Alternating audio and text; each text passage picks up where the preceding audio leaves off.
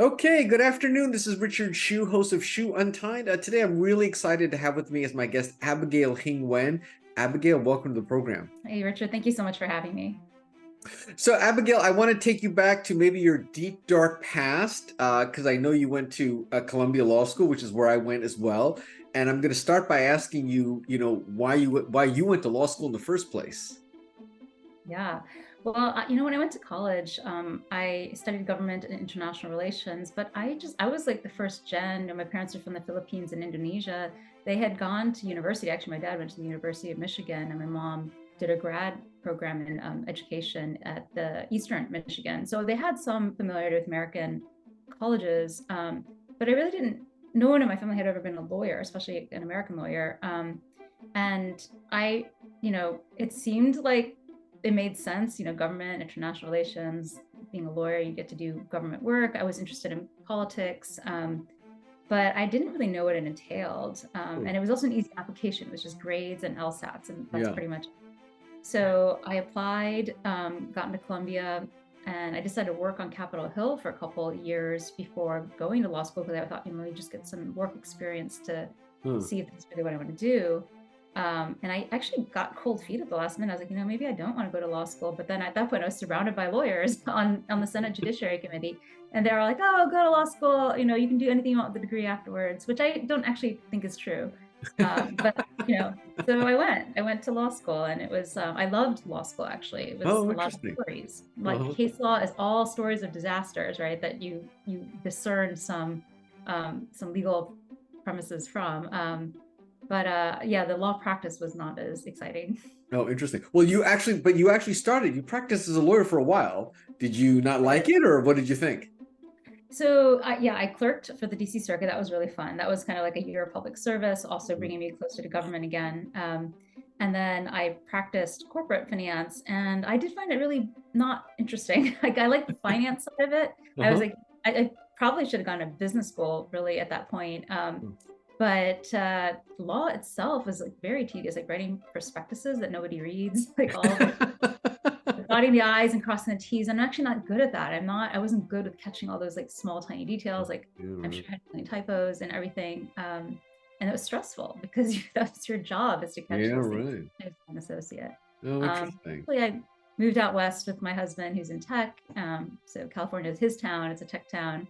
And I did want to be in like I wanted to be a kind of in the lifeblood of the Silicon Valley area, which is, as you know, is the startups. And so Yeah, I moved to venture capital as a lawyer and eventually kind of transitioned over to the business side of things. I see. Well, tell me about that progress. Tell me a little bit more about that, and now you're doing film work and everything. So there must be a quite an interesting progression because usually lawyers don't, suddenly just go into those other areas easily.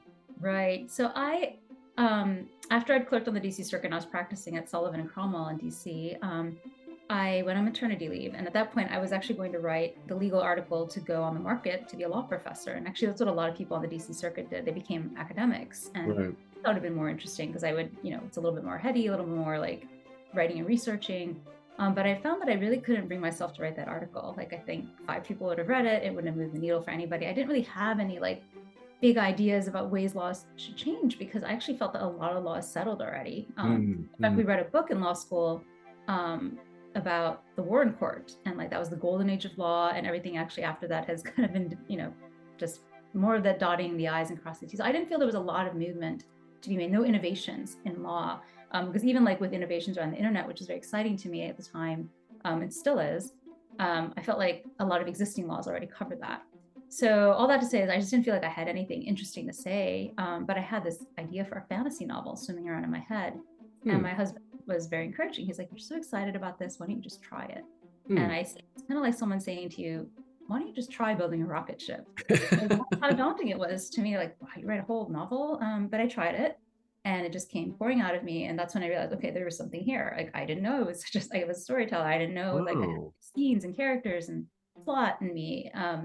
So it was a 10-year journey after that to finally, I wrote 4 more novels, the fifth being Love Boat Type A. All the Huh. other ones I had to bury. So Love Boat Type A was my first novel to publish, but it was not, it was my fifth novel that I actually wrote. And along the way, because I couldn't make a living writing novels that weren't getting published, I did have a legal career, and then I slowly kind of evolved that into what it is, Mm, what it was when I left, which mm, was, I went to venture capital. I built a portfolio of AI companies with my team. Eventually moved into the business side and was part of our AI division.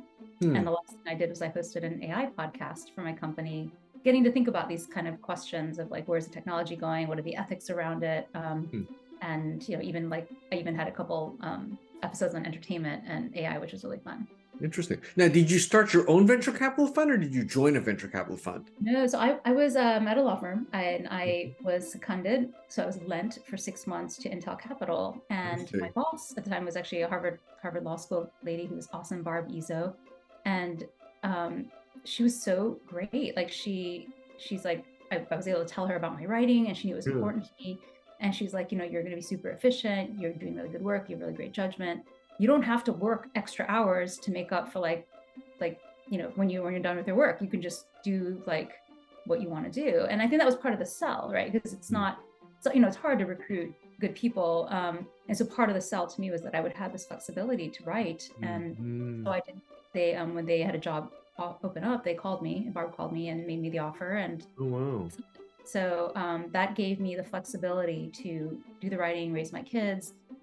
But also I got to see like these cool technology startups Yeah, come through totally. Oh, all time. totally. That's awesome. Yeah, and I So, and I had a well, really great team there. yeah, no, that sounds great. Well, tell me, what was your first novel about?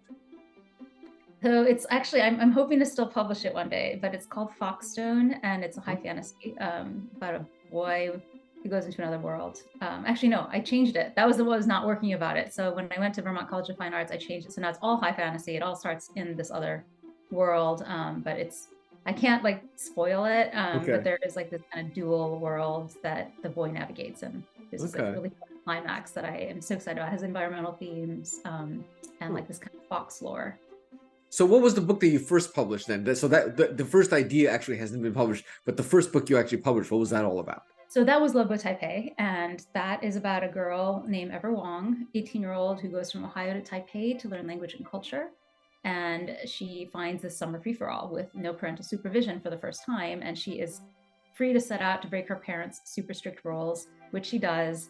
But also in the process, she does learn to make her culture her own, Hmm. and also figure out like how does she honor her family who want her to be a doctor while still following her passions in dancing. Hmm. And it's actually based on a real program that was nicknamed the Love Boat. That's where I got the title from.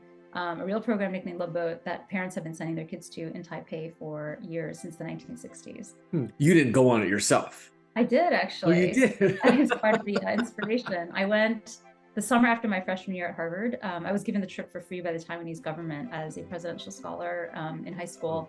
Everyone with a Chinese last name would get this trip for free, and I had no idea that it was actually Love Boat. I thought it was language and culture training. So I went off, and I was like, it was a really eye-opening experience, but it was a lot of fun and a really unique experience that I felt like was not told. It was not known outside the Asian American community. So, was the book well received? It sounds like it was. Yeah, so it was on the New York Times bestsellers list for several weeks, Oh, and wow. we actually adapted it to film. So the movie Love in Taipei actually just came out on Paramount Plus in August. It's Oh, now on oh. Amazon Prime, Apple TV, YouTube, Microsoft, and Vudu. So there's a whole a couple different platforms that it's on. But it stars Ashley Liao as Ever Wong. She was just in the new Hunger Games movie. Ross Butler as Rick Wu, who's one of the love interests, and he is in 13 Reasons Why, Shazam, a number of cool movies, and Chelsea Zhang in Titans for DC, and Nico Hiraga as Wow. Xavier. So How yeah, I exciting. think it's been exciting. It's a book that got adapted to film very quickly, actually, because the book came out in 2020 and the movie came out in 2023. Wow. Were you involved? How much were you involved in the movie, or you don't get that involved in the movie part of So it? I was unusually involved as an author. It was important to us because it was an all Asian American cast, an all young Asian American cast. I knew there'd be a lot of new talent because there wasn't anybody. Yeah. And so it was exciting to cast, and it was important to me like kind of have an open casting call, which we did. And we did find experienced actors for our leads, but we also had actors who it was their very first time being in a movie. Hmm. And that was exciting. So, but it was important to me to be involved because the authenticity of the representation was so important. Yeah. And I had all these skills as a lawyer and working in venture capital, and then working on the business side. So it was actually a really easy transition for me to move into like executive producing. Not all executive producers do the same thing, but for me, it was very easy to kind of just, you know, you're assembling teams of talent, you're kind of moving things forward, like lots of things. That's actually why they call it a production. There's like 300 people that all have Yeah. a specific job. Huh. So I was able to kind of marry some of the skills that I built over those years while I was also writing.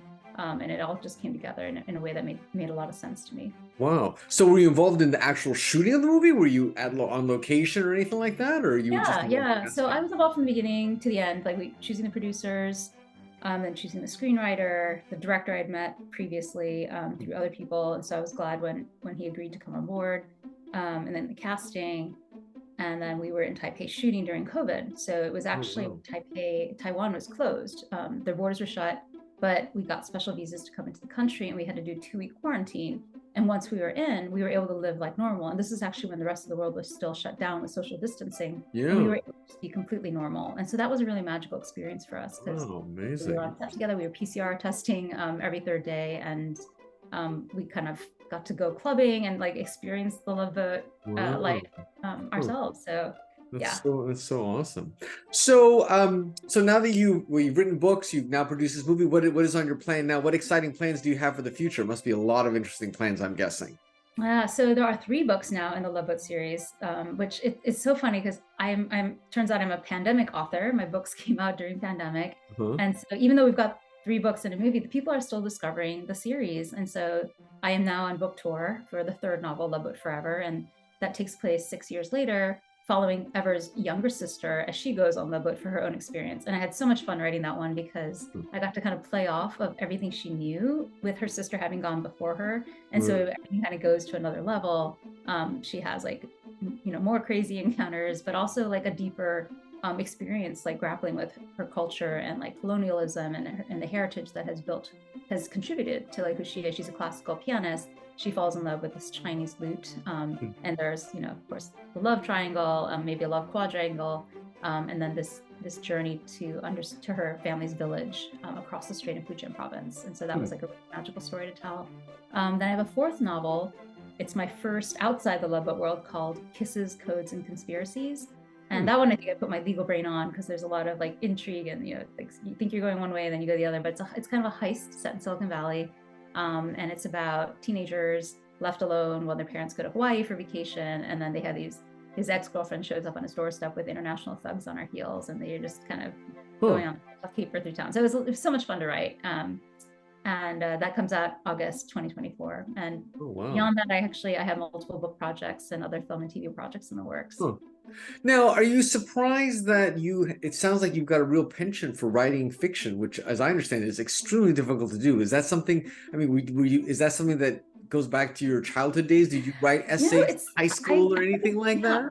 I did. So I didn't know I was a writer. I look back and I see the footprints. I used to tell stories to my brother and sister, Mm. from very early ages, and they would tell me that they were captivated by these stories I made up. And it was all, and actually, when I think about it, it's like, oh, it's the same stories I'm writing today. It's actually kids in a world without adults, like going on adventures. Um, and but I didn't know. I would, every assignment I had, an open-ended assignment, I would write a short story. Huh. Even through law school, we had like, a couple assignments, and so they usually had some kind of legal lens to it because you had to have, dovetail it. But like I said, I loved law school because case law is stories, Yeah, stories, right, right, people right. who like made mistakes and got into fights and conflicts, and that's what the judge is there for, right? Yeah, interesting. So now, as other than full-time writing, are you also doing more in the executive producing? Like, are you producing other movies, for example, movies Yeah, yeah. So outside of what you're doing?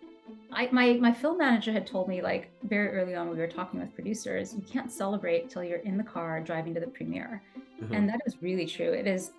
I think I knew it was impossible because actually my 3rd novel that didn't get published, I had signed with a big Hollywood agency, and everyone at that point was like, oh, movie rights, right? And it didn't happen. Like, that Huh. book didn't sell. Like, it was read at a publishing house. It came really close, but it couldn't get through marketing. It was in the world before Crazy Rich Asians kind of opened up the door for diverse authors. Mm. And so I knew, how hard it was and how like people get excited and then they kind of fall away, right? So I think like I had the bug and so when Love Boat was like going to auction with the publishers, everyone was talking about film rights. And so I was like, I really want to see my characters on a screen and to just broaden our reach of representation, like to show people like, you know, Asian Americans can be the main character of a story. Like you can be like, and I think, you know, that's been one of the most rewarding things to have heard from my readers. Like they feel so seen. They feel like, wow, I'm for the first time I'm reading characters that I completely relate to, that like their stories are my stories, right? And I love that, and I love that opportunity to broaden that reach on the screen and to show that visually as well, so we can see like everyone's faces. So as a result, I have just so many projects now that I'm working on in the films, on the film and TV side, because I was like, okay, like the advice I got was you need to plant a lot of seeds because you really have no control over a lot of things. Yeah. A lot of projects going on, you increase your chances of having things move forward. Interesting. So now, are you doing any more on the venture capital side, or that part of it has been Yeah, so I left my corporate job 2 years ago. Haven't looked back, but I think I just apply all the same skills to the book world, the publishing world, and Hollywood now. Yeah. Oh, that's so exciting. Well, Abigail, this has been a wonderful conversation. Where can we see the movie? Just on how do we see the movie? Yeah, so it's on Paramount Plus, Amazon Prime, YouTube, Vudu. I'm sure I'm missing some. Okay. Apple TV. You can just Google it and you can figure out like which platform do you like and where do you prefer to go.